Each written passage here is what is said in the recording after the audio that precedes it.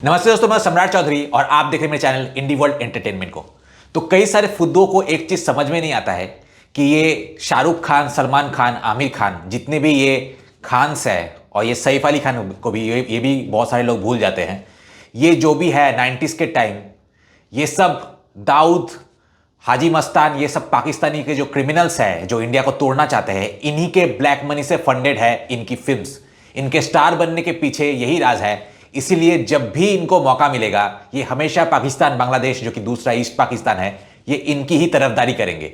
और भले ही एक दो फिल्म के लिए, क्योंकि अब माहौल वैसा बन गया है इंडिया में, तो ये लोग कुछ फिल्म्स में सलमान खान अभी जैसे बजरंगबली बोल रहे हैं, इनका सीधा सा फंडा ये है कि पहले 2 फिल्मों में बजरंगी बोल के हिंदू ऑडियंस से पैसे कमाना है, फिर जो है इनको इस्लामिक की ओर ढकेलना है, इस्लामिक लॉ की ओर। और ये पाकिस्तान और वो जो पैसे आप इनको दिला रहे हैं वो भी ये पाकिस्तान और इनको ही, अपने गॉडफादर्स को जिन्होंने इनको स्टार बनाया है और आज भी पैसे इन पे इन्वेस्ट करते हैं, उनको ही जाता है ये पैसा। तो ये ऑब्वियसली हर बार जब इसको मौका मिलेगा तब ये पाकिस्तान और बांग्लादेश के ही फेवर करेंगे। और दाद देता हूं मैं इंडियन ऑडियंस की कि ऐसे कॉपी हकला खान, मतलब जो कॉपी करके एक फ्रेम टू फ्रेम बाजीगर जो इसका सबसे बड़ा हिट है, जिस फिल्म में उसको स्टार बनाया है, ये फ्रेम बाय फ्रेम कॉपी है। और ऐसे कॉपी स्टार को हम इंडियंस जो है गॉडफादर एक्टिंग, मतलब गॉडफादर एक्टिंग के गॉडफादर बोलते हैं।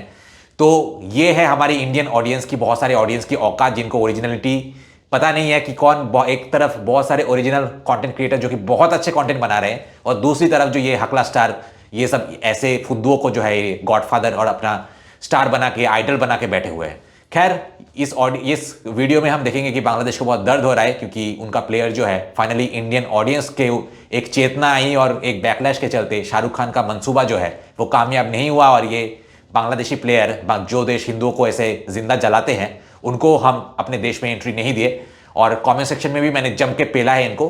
कमेंट सेक्शन में सारे बांग्लादेशीज थे। तो चलिए वीडियो शुरू करते हैं।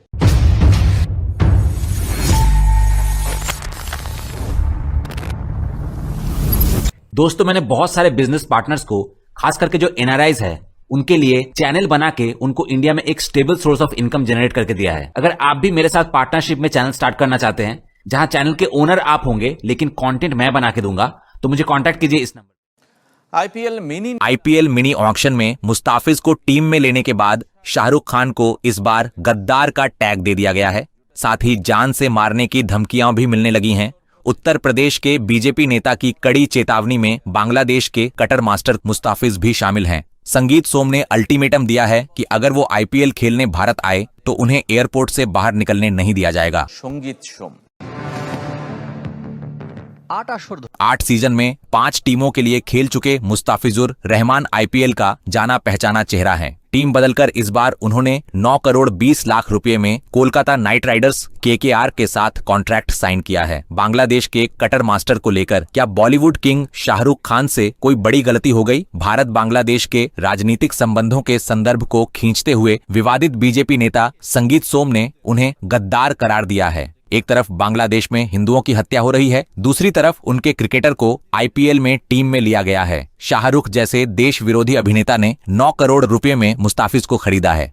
हमारे देश में ऐसे गद्दारों के लिए कोई जगह नहीं है। संगीत सोम केवल शाहरुख को धमकी देकर ही नहीं रुके, उनका गुस्सा मुस्ताफिज को लेकर भी है। उन्होंने चेतावनी दी है कि अगर मुस्ताफिज आईपीएल खेलने भारत आते हैं तो उन्हें एयरपोर्ट के बाहर कदम भी रखने नहीं दिया जाएगा। सिर्फ बीजेपी नेता सोम ही नहीं, बल्कि शाहरुख खान हिंदू आध्यात्मिक गुरुओं के भी निशाने पर आ गए हैं। कई लोग उन्हें गलती सुधारने का मौका दे रहे हैं। अगर केकेआर उन्हें टीम से बाहर नहीं करता तो इसके नतीजे बुरे होंगे। अभी भी शाहरुख के पास अपनी गलती सुधारने का समय है, नहीं तो हालात काबू से बाहर हो जाएंगे। हालांकि इस मुश्किल समय में कई लोग शाहरुख के साथ भी खड़े हैं। उनका कहना है कि उनके खिलाफ नफरत की जड़ बांग्लादेश या पाकिस्तान प्रेम नहीं, बल्कि उनका धार्मिक परिचय है। उन पर हमला इसलिए किया जा रहा है क्योंकि वह एक मुस्लिम है। सिर्फ चर्चा में बने रहने के लिए बीजेपी के नेता ऐसे बेसलेस बयान दिए जा रहे। मार्च में आईपीएल शुरू होना है, लेकिन अभी तक इसके 19वें सीजन की तारीखों का ऑफिशियल अनाउंसमेंट नहीं हुआ है। चैनल 24। आईपीएल में मुस्ताफिज को लेकर एक के बाद एक धमकियां सामने आ रही हैं। उत्तर प्रदेश के बीजेपी नेता संगीत सिंह सोम, हिंदू आध्यात्मिक नेता जगत गुरु स्वामी रामभद्राचार्य, एक तरफ देवकी नंदन ठाकुर और दूसरी तरफ पंडित धीरेन्द्र कृष्ण शास्त्री, इन सभी के खतरनाक बयानों ने भारत में कदम रखने से पहले ही बांग्लादेशी स्टार मुस्ताफिज की सुरक्षा पर सवाल खड़े कर दिए हैं। आईपीएल में इस बार एकमात्र बांग्लादेशी क्रिकेटर के रूप में मौका मिला है मुस्ताफिजुर रहमान को। 9 करोड़ 20 लाख रुपए में उन्हें कोलकाता नाइट राइडर्स केकेआर ने अपनी टीम में शामिल किया है। लेकिन इसी वजह से अपने ही देश में टीम के मालिक शाहरुख खान को भारी नफरत का सामना करना पड़ रहा है। बीजेपी नेता संगीत सिंह सोम ने सीधे तौर पर बॉलीवुड स्टार को गद्दार करार दिया है। बीजेपी नेता का कहना है कि बांग्लादेश में जिस तरह हिंदुओं पर अत्याचार हो रहा है, महिलाओं और लड़कियों के साथ बलात्कार हो रहे हैं, उनके घर जलाए जा रहे हैं, यहाँ तक कि भारत विरोधी नारे भी लगाए जा रहे हैं, इन सब के बावजूद शाहरुख खान जैसे गद्दार, जिसे भारत ने सब कुछ दिया, वो ऐसे देश के खिलाड़ियों पर इन्वेस्ट कर रहा है जिनका काम ही भारत के खिलाफ है। हालांकि इस नेता की सबसे बड़ी चेतावनी मुस्ताफिज को लेकर ही है। बीजेपी नेता ने साफ शब्दों में कहा है कि केकेआर किसी भी कीमत पर मुस्ताफिज को भारत में खेलने नहीं दे सकती। यहां तक कि एयरपोर्ट के बाहर भी मुस्ताफिज को कदम रखने नहीं दिया जाएगा। सिर्फ राजनीतिक नेता ही नहीं बल्कि हिंदू आध्यात्मिक नेता जगत गुरु स्वामी रामभद्राचार्य ने भी शाहरुख खान के इस कदम को देशद्रोह की श्रेणी में बताया है। उन्होंने शाहरुख को हीरो मानने से इनकार किया और दावा किया कि उनका कोई चरित्र नहीं है। रामभद्राचार्य ने यह भी कहा कि शाहरुख हमेशा देशद्रोही रवैया अपनाते रहे हैं। वहीं एक अन्य धार्मिक नेता देवकीनंदन ठाकुर ने बांग्लादेशी खिलाड़ी को टीम में लेने के फैसले को रूथलेस बताया है। शाहरुख के अतीत का जिक्र करते हुए देवकीनंदन ने कहा कि इसी देश ने उन्हें एक हीरो और सुपरस्टार बनाया और इतनी ताकत दी कि वह एक क्रिकेट टीम के मालिक बन सके, जबकि इससे पहले शाहरुख एक टीवी सीरियल में काम करके रोजाना 500 से 1000 रुपये कमाया करते थे। देवकीनंदन ठाकुर ने कहा कि शाहरुख को तुरंत माफी मांगनी चाहिए और जो 9 करोड़ 20 लाख रुपए मुस्ताफिज को देने की बात है, वह राशि बांग्लादेश में मारे गए हिंदू परिवारों के बच्चों को दान कर देनी चाहिए। शिशुदेर दान करते हबे।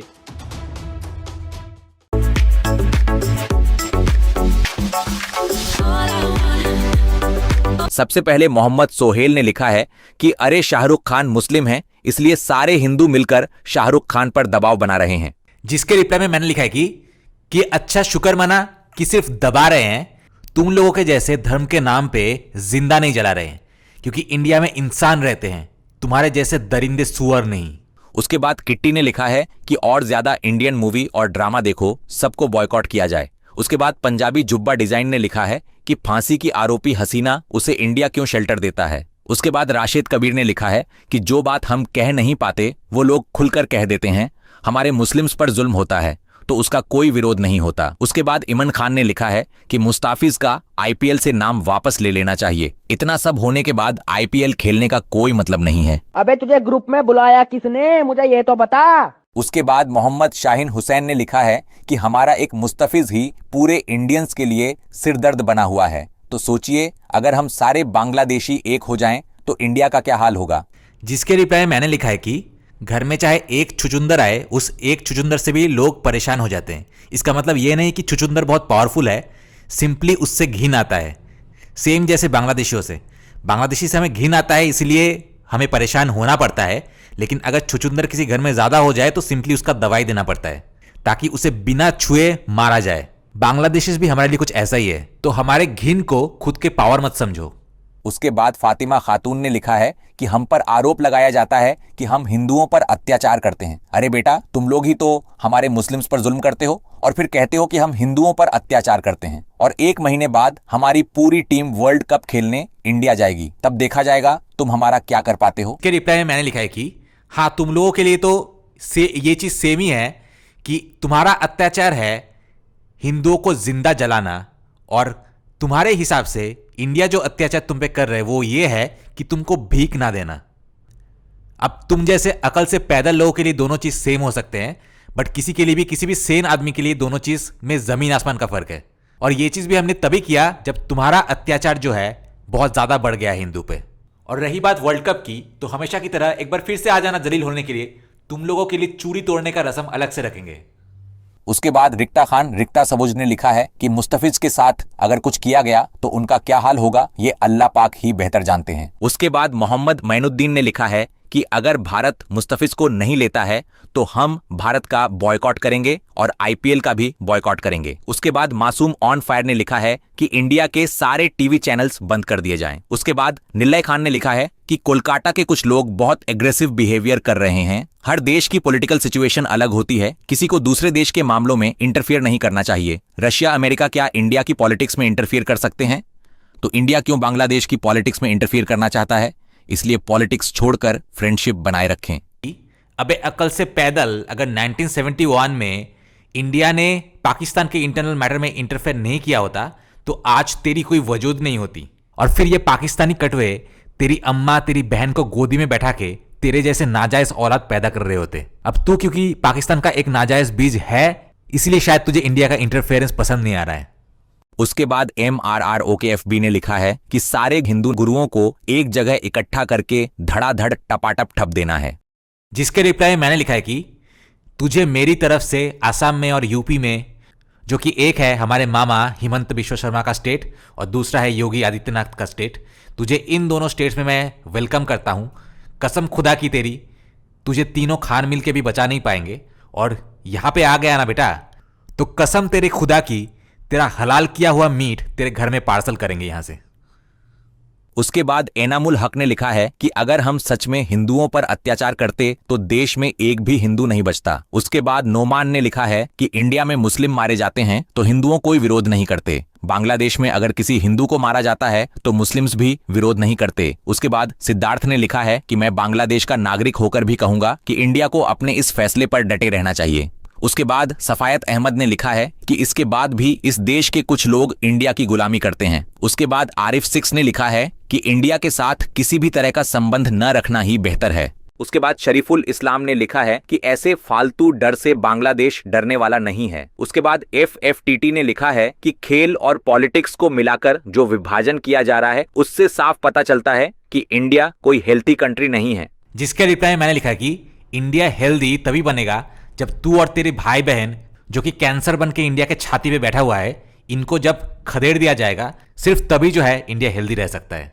उसके बाद अल मामून महिम उल ने लिखा है कि अब IPL का 1 सेकंड भी मैच नहीं देखूंगा इंशाअल्लाह। उसके बाद अब्बू नहीम ने लिखा है कि इंडिया में धर्म को लेकर रिडंडेंसी अब चरम सीमा पर पहुंच गया है, ये बेहद दुखद है। उसके बाद हबीब शेख ने लिखा है कि मैं इंडिया के प्राइम मिनिस्टर की निंदा करता हूं जो लोगों की सुरक्षा देने में विफल रहे। उसके बाद मोहम्मद मामून ने लिखा है कि ऐसे इनह्यूमन, एक्सट्रीमिस्ट और कुसंस्कारी सोच वाले देश के साथ कोई संबंध न रखना ही सबसे अच्छा है। उसके बाद मोहम्मद शाहीन ने लिखा है कि बांग्लादेश को 2026 वर्ल्ड कप में इंडिया का बॉयकॉट करना चाहिए, ये हमारे 18 करोड़ लोगों की दिल से मांग है। BCB से सख्त शब्दों में कहना चाहता हूं, इंडिया के साथ 2026 का मैच बंद करें। उसके बाद मानिक रायहन ने लिखा है कि इन उग्रवादियों को सख्त हाथों से दबाया जाना चाहिए। उसके बाद मोहम्मद कबीर हुसैन ने लिखा है कि अरे सिख माइंडेड आदमी भरा देश है इंडिया। उसके बाद मोहम्मद जॉयनल ने लिखा है कि शाहरुख खान का बांग्लादेश में स्वागत है। उसके बाद आई लव यू ने लिखा है कि अच्छा हुआ बांग्लादेश की तरफ से और उकसावे दो। उसके बाद सोनार बांग्ला ने लिखा है कि हम उन्हें रोज अल्टीमेटम देते थे, अब वे हमें दे रहे हैं।